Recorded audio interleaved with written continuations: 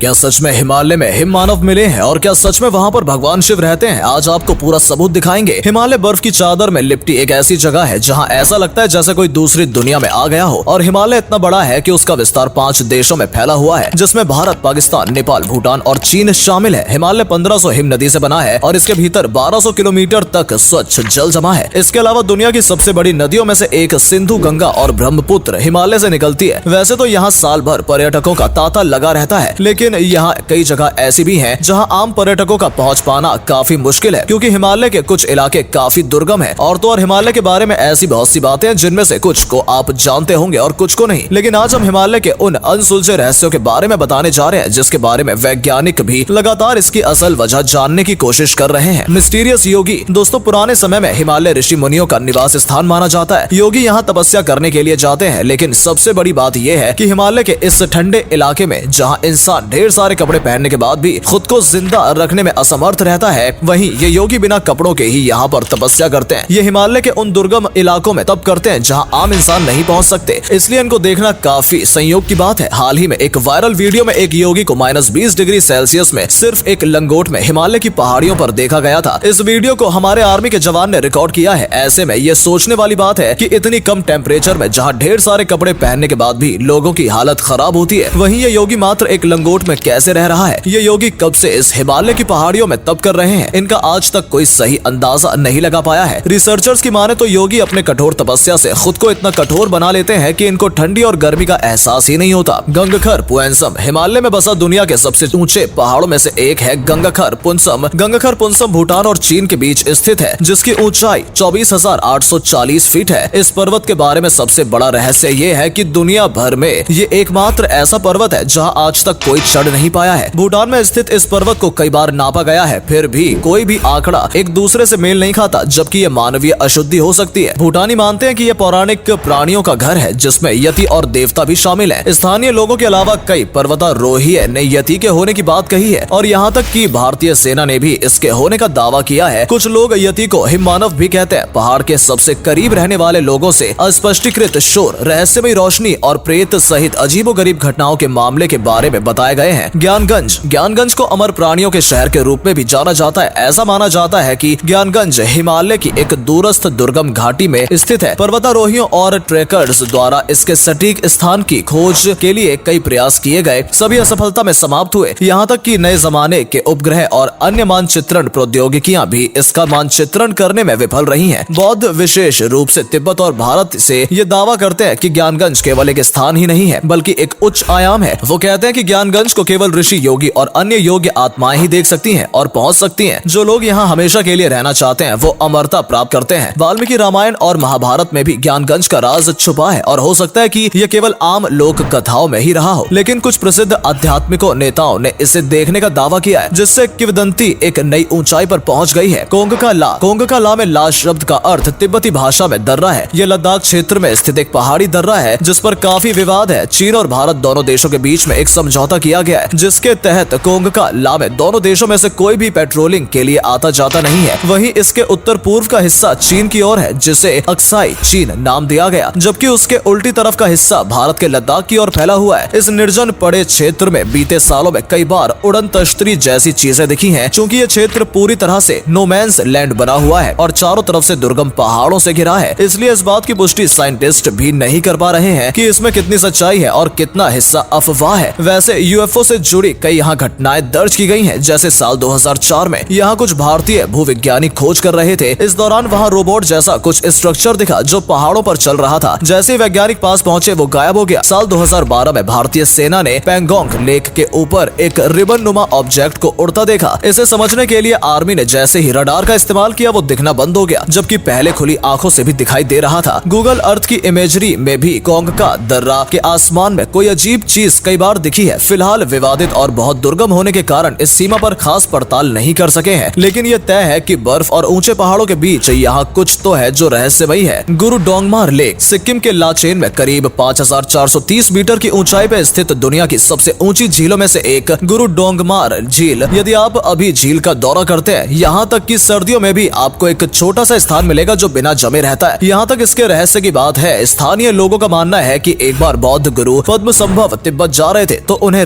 रास्ते में प्यास लगी, लेकिन रास्ते में कोई पानी का सोर्स नहीं मिला। चारों तरफ बस बर्फ ही बर्फ जमी हुई थी। तब उन्होंने इस स्थान को स्पर्श किया और आसपास के लोगों के जीवन को आसान बनाने के लिए इसे स्थिर रहने का आशीर्वाद दिया। मानो या ना मानो, आगंतुकों के साथ साथ स्थानीय लोगों का भी यही मानना है कि भीषण ठंडी होने के बावजूद भी यहाँ एक कोने की पानी नहीं जमती है। Unexplained atmosphere. आजकल बढ़ते हुए प्रदूषण की वजह से सांस लेना भी दुश्वार हुआ पड़ा है, लेकिन हिमालय का वातावरण काफी स्वच्छ है, जिसकी वजह से हिमालय की वादियों में रहने वालों को कभी दमा, टीबी, गठिया, संधिवात, कुछ चर्म रोग, आमवात, अस्थि रोग और नेत्र रोग जैसी बीमारी नहीं होती। हिमालय क्षेत्र के राज्य जम्मू कश्मीर, सिक्किम, हिमाचल, उत्तराखंड, असम, अरुणाचल आदि क्षेत्रों के लोगों की स्वास्थ्य अन्य प्रांतों के लिए ही अपेक्षा बेहतर है। इसे ध्यान और योग के माध्यम से और बेहतर करके यहाँ की औसत आयु सीमा बढ़ाई जा सकती है। तिब्बत के लोग निरोगी रहकर कम से कम 100 वर्ष तक जीवित रहते ही हैं। Place of good and bad soul. Himalaya दिन में जितना हसीन और खूबसूरत लगता है, शाम के समय में उतना ही भयानक लगता है। शाम होने के बाद यहाँ बाहर निकलना खतरे से खाली नहीं होता। कई लोगों का मानना है कि यहाँ पर कुछ जगह पर रात के समय में बुरी शक्तियाँ हावी हो जाती हैं। कुछ लोग तो ऐसे शख्स का दावा करते हैं जो पलक झपकते ही गायब हो जाते हैं और फिर नजर भी आने लगते हैं। रोहतांग पास में कई ऐसी असाधारण घटनाएं दर्ज की गई हैं। एबियोट माउंटेन पे स्थित एक बंगलो काफी हॉन्टेड है। बताया जाता है कि इसे ब्रिटिशर्स के समय में एक ऑबिट नामक अंग्रेज ने बनवाया था। उन्होंने इस बंगले में अपनी फैमिली के साथ काफी लंबा समय बिताया, फिर बाद में इसे हॉस्पिटल के लिए दान कर दिया गया। यहाँ हॉस्पिटल के अलावा एक ग्रेवयार्ड और चर्च भी है। हॉस्पिटल के बनते ही ये मरीजों की भीड़ लगने लगी और तभी मॉरिशस नाम के एक डॉक्टर को रखा गया। कुछ लोग का कहना है कि उसे भविष्य देखना आता था। वो मरीज को देखते ही उसके मरने का समय बता देता था, लेकिन बाद में जब इस डॉक्टर के बारे में खोजबीन की गई तब पता चला कि वो एक मानसिक रोगी था जो मरीजों के मरने का समय बताकर उन पर एक्सपेरिमेंट करता था और बाद में अपनी भविष्यवाणी को सच करने के लिए वो उन्हें मार देता था। इसलिए ऐसा कहा जाता है कि यहाँ आज भी उन मरीजों की आत्मा भटकती है। जो लोग भी यहाँ जाने की कोशिश करते हैं वो मारे जाते हैं। लेकिन ऐसा नहीं है कि यहाँ केवल बुरी आत्माएं ही हैं। यहाँ कई ऐसे भी किस्से सुनने को मिले हैं जहाँ पवित्र आत्माओं ने कई लोगों की जान बचाई है और राह भटके लोगों की मदद की है। Magical herbs. हनुमान जी हिमालय के एक क्षेत्र से ही संजीवनी का पर्वत उखाड़ कर ले गए थे। हिमालय ही एकमात्र ऐसा क्षेत्र है जहाँ दुनिया भर की जड़ी बूटियों का भंडार है। हिमालय की वनस्पति